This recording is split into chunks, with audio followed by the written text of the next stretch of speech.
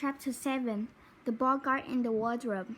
Malfoy didn't reappear in class until late on Thursday morning, when the Slytherins and Gryffindor were halfway through double portions.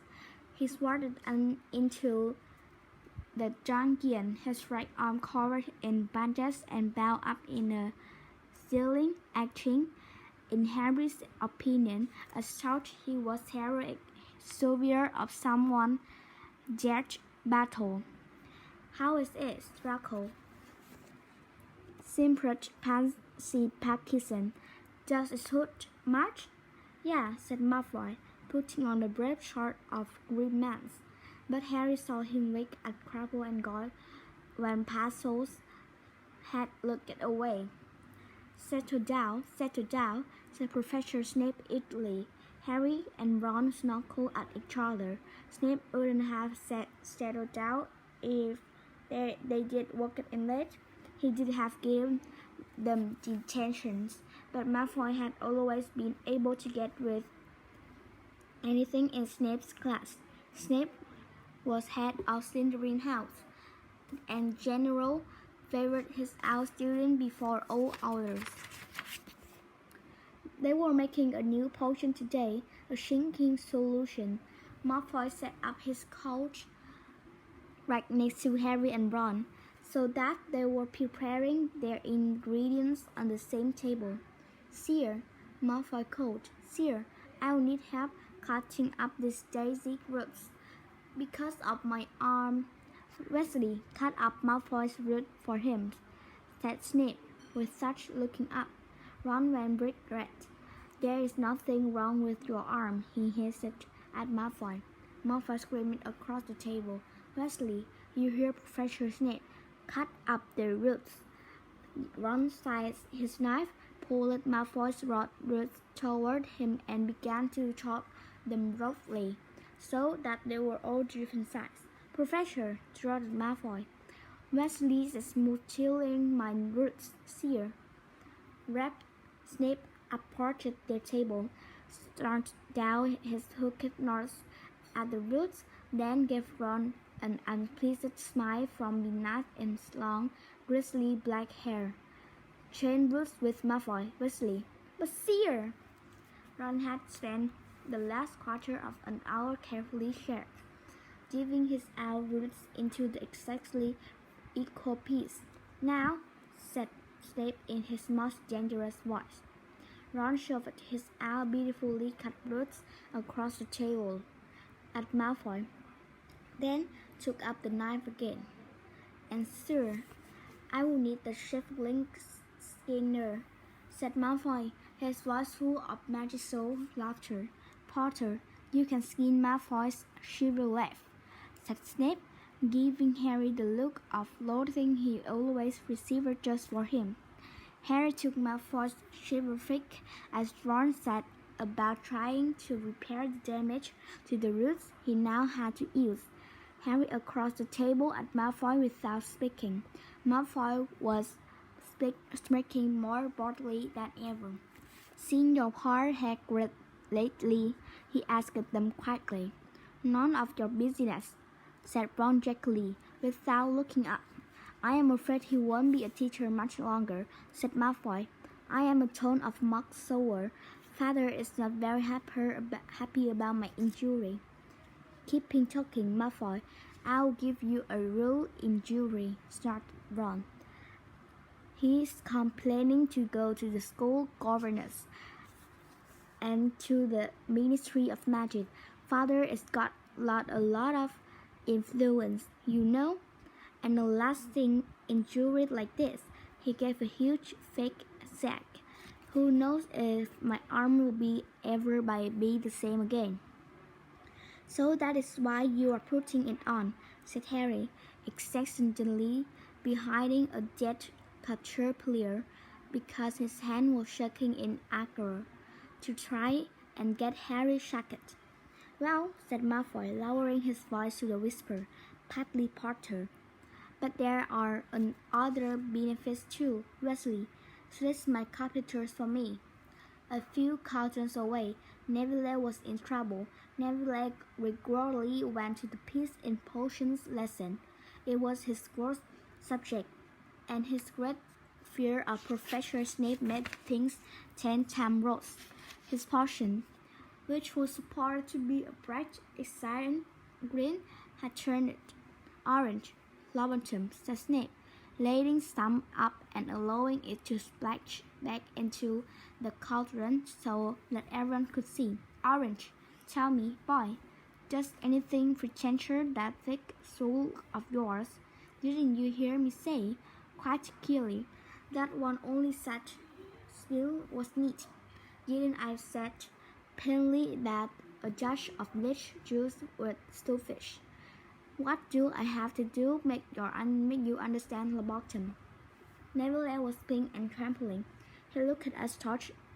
He was on the verge of tears. Please, sir, said Hermione. Please, I could have Neville put it right. I don't remember asking you to show off, Mr. Granger.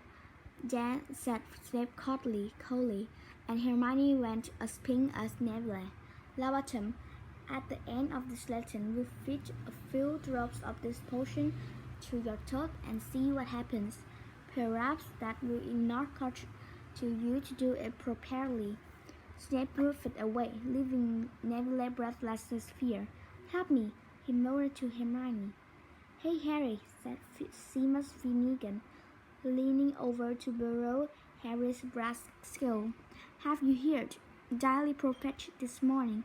The rocket Sirius Black is being sighted. Where? Said Harry and Ron quickly. On the other side of the table. Malfoy looked up, listening closely. Not too far from here, said Seamus, who looked excited. It was a Muggle who saw him. Of course, she didn't really understand. The Muggles think he is just an ordinary criminal, don't they? So she's phoned the telephone hotline. By the time the Ministry of Magic got there, he was gone. Not too far from here, Ron repeated, looking significantly at Harry. He turned around and saw Malfoy watching closely. What, Malfoy? Need something else, Skinny? But Malfoy's eyes were shining malevolently, and they were fixed on Harry. He leaned across the table. Thinking of trying to catch Black single-handed, Potter? Yes, that's right, said Harry offhandedly. Malfoy's thin mouth was curving in a mean smile. Of course, if it was me, he said quietly, I did have done something before now.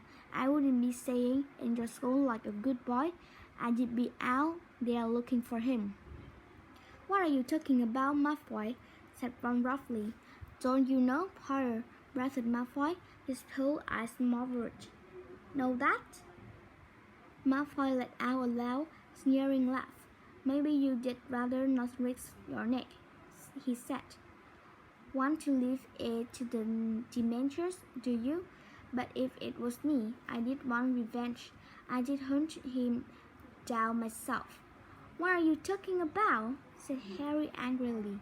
But at that moment, Snape called. You should have finished adding your ingredients by now. This potion needs to stew before it can be drunk. Clear away while it smears, and then we'll test Longbottom's. Crabbe and Goyle laughed openly, watching Neville watch as he tried his potion feverishly. Hermione was muttering instructions to him out of the corner of her mouth, so that Snape wouldn't see. Harry and Ron packed away their unused ingredients and went to wash their hands, ladies, on the stone basin in the corner. What did Malfoy mean? Harry muttered to Ron as he stuck his hand under the ice jet what produces from a gargoyle's mouth. Why would I want revenge on Black? He hasn't done anything to me yet. He is making it up, said Ron savagely. He is trying to make you do something stupid. The end of the lesson is snatched. Snape strode over to Neville, who was carrying by his cauldron. Everyone gather round, said Snape, his black eyes glittering, and watch what happens to Longbottom toads.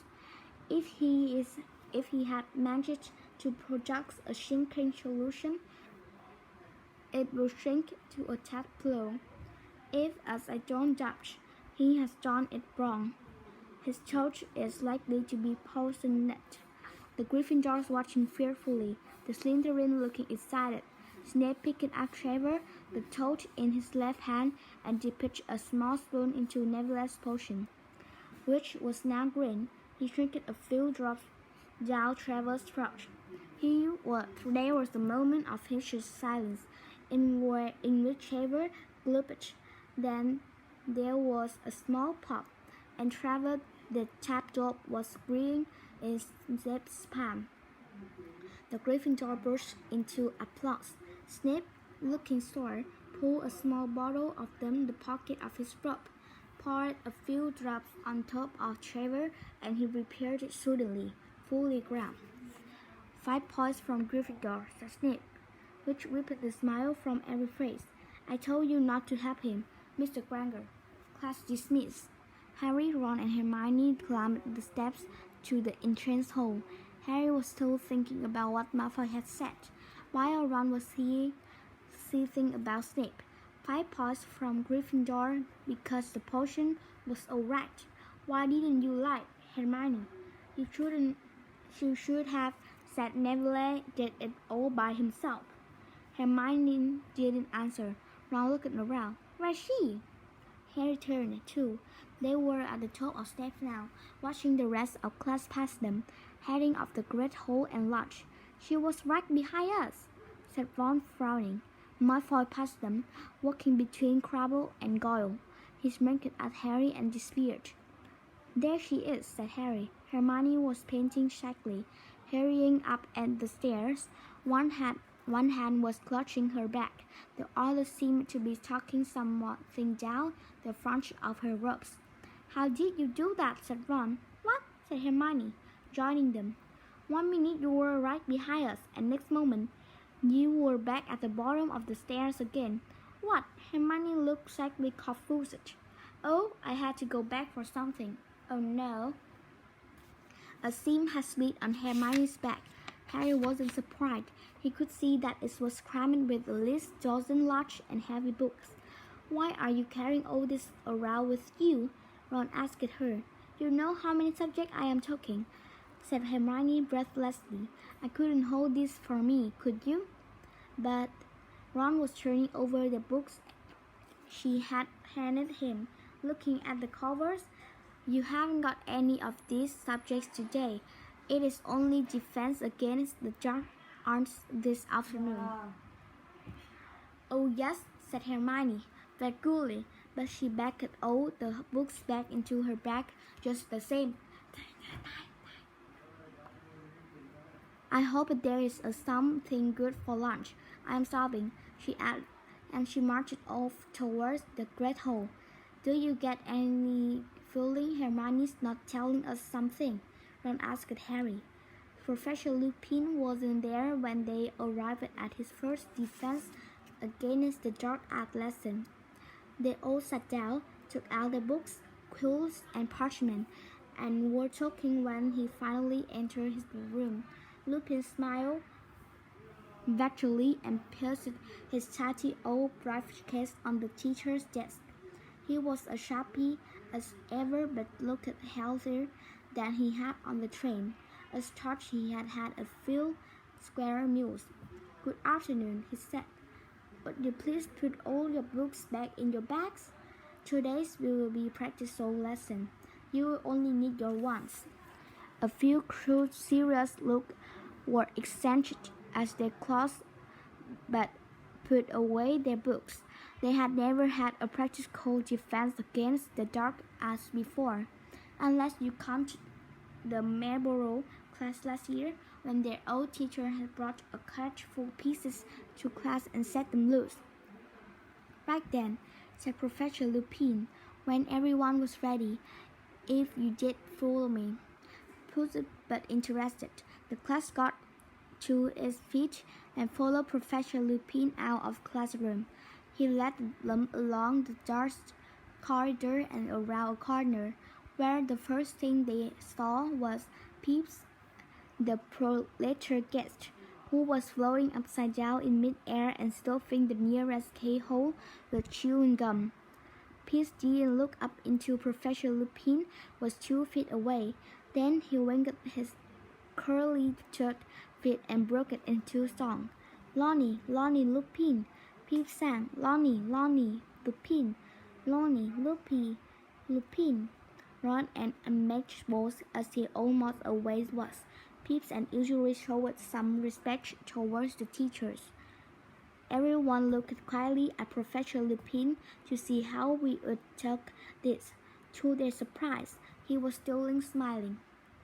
I'd take that gum out of the keyhole.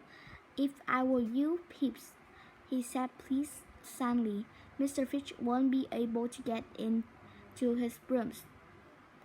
Fitch was the Hogwarts caretaker, a bad-tempered followed the wizard who gained a crescent were against the students and lead Peeps.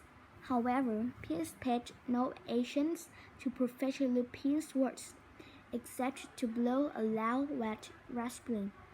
Professor Lupin gave a small sigh and took out his wand.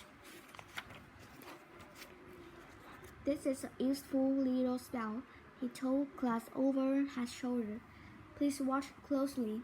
He raised the wand to shoulder and said, What was this?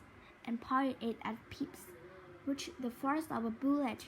The wad of chewing gum shot out of the keyhole and straight down Peeps' left nostril. He watched right away and zoomed away, cursing. Cool, here, said Jean Thomas in amazement. Thank you, Jean, said Professor Lupin, putting his wand away again. Shall we proceed? They set it off again, the class looking at Chappie, Professor Lupin, with increasing respect. He led them down a second confident and stopped, right outside the staff room door. Inside, please, said Professor Lupin, opening in a stand in back. The staff room, a long, paled room full of old, besmirched chairs, was empty except for one teacher. Professor Snape was still sitting in a low armchair, and he looked around as the class filled in. His eyes were glittering, and there was a nasty sneer playing around his mouth. As Professor Lupin came in and made to close the door behind him, Snape said, Leave it open, Lupin. I did rather not twins as this. He got to his feet and trotted past the class, his black robes wiggling behind him. At the doorway, he turned on his heel and said, Possibly no one wanted you, Lupin, but this class contains Neville Longbottom. I would advise you not to entrust him with anything difficult, not unless Mr. Granger is hissing instruction in his ear. Neville was scared. Harry glared at Snape. It was bad enough that he bullied Neville in his own class, let alone doing it in front of all the teachers. Professor Lupin has raised his eyebrows.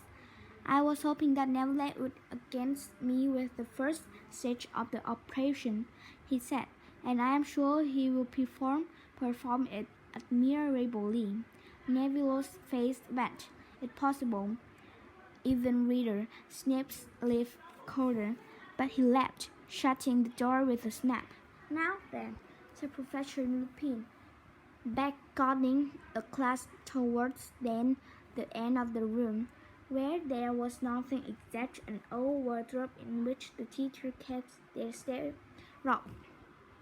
As Professor Lupin went a stand next to it, the wardrobe gave a sudden oboe, banging off the wall. Nothing to worry about, said Professor Lupin calmly, as a few people jumped backwards in alarm. There is a Bogart in there. Most people seemed to feel that his was something to worry about. Neville gave Professor Lupin a look of pure terror, and seemed cynic and eyed the now rattling doorknob especially. Bogart's like Jock, and close the space, said Professor Lupin. Wardrobes, the gas-beaded beds, the cupboards and the sinks, I once met one that had locked itself in a grandfather lock. This I once met you that you had locked itself in a grandfather clock. This one moved in yesterday afternoon and asked the headmaster if the staff would leave to give my third year some practice. So, the first question we must ask ourselves is, what is a bogart? Hermione put up her hand. It is a shape future, she said. It can take the shape of whatever it thinks will fetch it as most. Couldn't have but put it better myself, said Professor Lupin, and Hermione glowered. So the bogart is sitting in the darkness within has not yet assumed a form. He does not yet know what will frighten as the pupil on the other side of the door. Nobody knows that a bogart looking like when he is alone. But when I let him out, he will immediately become whatever each of us most fears. This is mean, said Professor Lupin, choosing to acknowledge nevertheless more torture of terror, that we have a huge advantage over the bogart before we begin. Have you spotted it, Harry? Trying to answer a question with Hermione next to him, bobbing up and down on the balls of her feet with her hand in the air, was airy of pudding, but Harry had a go air because there are so many of us. If it won't know that shape it should be. Precisely, said Professor Lupin, and Hermione put her hand down, looking a little despondent. It's always best to have company when you are dealing with a bogart. He becomes confused. Which should be become a helpless corpse of a fresh-eating slug. I once saw a bogart make that very mistake. Tried to frighten two people at once and turned himself into half a slug, not remotely frightening the charm that respected a bogart in simple. Yet its recourse force of might. You see, the thing that really finishes at a bogart is laughter. What you need to do is to assume a shape that you find as missing. We will practice the charm without one first. After me, please. Ridiculous, ridiculous, said the class together. Good, said Professor Lupin. Very good. But that was the easy part, I am afraid. You see, the word alone is not enough, and this is where you come in, Neville. The wardrobe shook again, touched not as much as Neville, who walked forward as thought he was heading up the Grey Rose. Right, Neville, said Professor Lupin. First thing first, what would you say is the thing that frightens you most in the world? Neville's lips moved, but no noise came out.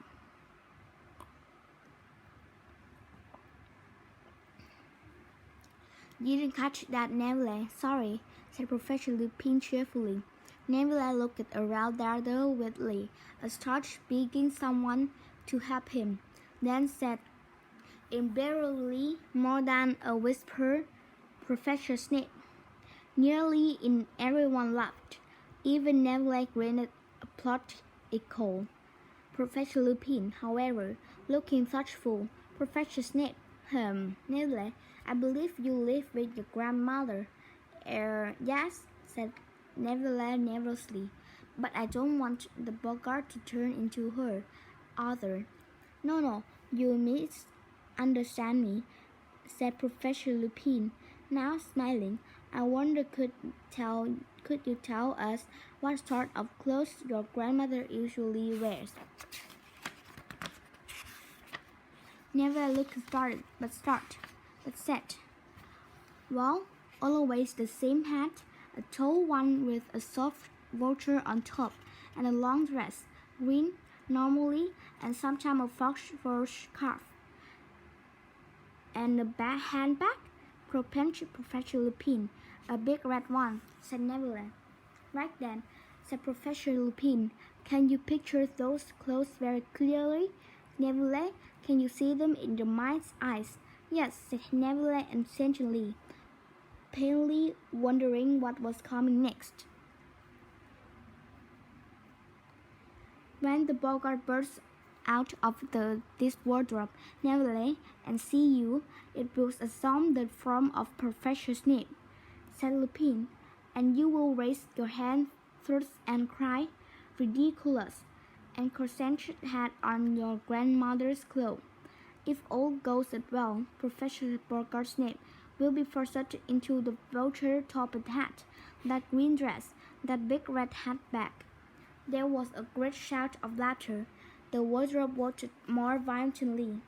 If Neville is successful, the Boggart is likely to turn his attention to each of us in turn, said Professor Lupin. I would like all of you to take a moment now to think of the thing that scares you most, and imagine how you might force it to look completely. The room went quiet. Harry thought what scared him most in the world. His first thought was large Voldemort. A Voldemort returned to full strength. But before he had even started to plan a possible counter attack on the Boggart Voldemort, a horrible image came floating to the surface on his mind. A rotting, glistening hand slithering back beneath a black heart. A long, rattling breath from an unusual mouth. Then a cold, so precise it felt like drowning. Harry shivered, then looked around, hoping no one had noticed. Many pupils had their eyes shut tight. Ron was muttering to himself. Take his legs off. Harry was sure he knew that was about. Ron's greatest fear was spiders. Everyone ready? Said Professor Lupin. Harry felt a lurch of fear. He wasn't ready. How could you make a Dementor less frightening? But he didn't want to ask for more time. Everyone else was nodding and rolling up their sleeves. Neville, we are going to back away, said Professor Lupin. Let you have a clear field, all right? I will call the next person for a watch. Everyone back now, so Neville can get a clear shot. They all restarted back against the walls, leaving Neville alone beside the wardrobe.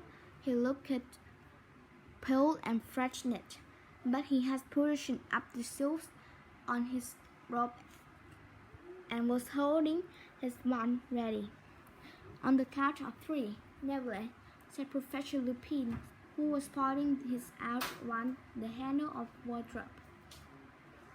1, 2, 3. Now, a jet of spark shot the end of Professor Lupin's wand and hit the dark knob. The wardrobe burst open. Hugged, noosed, and menacing, Professor Snape stepped out, his eyes flashing at Neville. Neville backed away, his wand up. Mouthing wordlessly, Snape was bearing down upon him, reached inside his robes. Ridiculous, swatched Neville. There was a noise like a whip cracked, snapped, supported. He was wearing a long, large, trimmed dress and a towering hat topped with a mouth-eating vulture, and swinging a huge crimson handbag from his hand.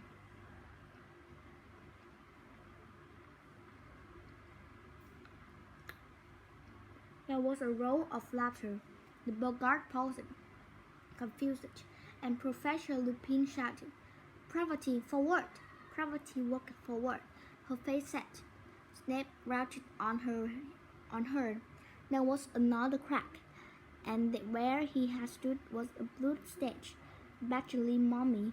Its sightless face was turned to Parvati, and it began to walk towards her, very slowly, dragging its feet, its dark arm racing.